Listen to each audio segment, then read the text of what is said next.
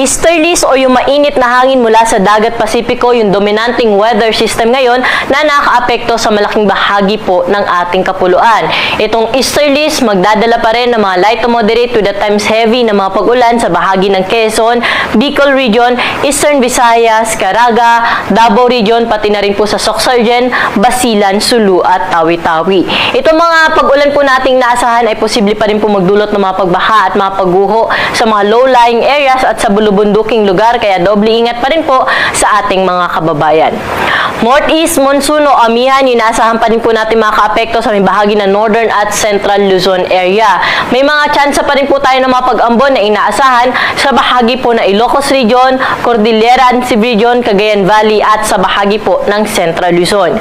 Dito na po sa atin sa Metro Manila, pati na rin po sa ibang bahagi pa ng ating kapuluan ay patuloy pong makakaranas ng fair weather condition, ngunit posible pa rin po yung mga dagliang pag-ulan lalo na ngayong hapon hanggang mamayang gabi.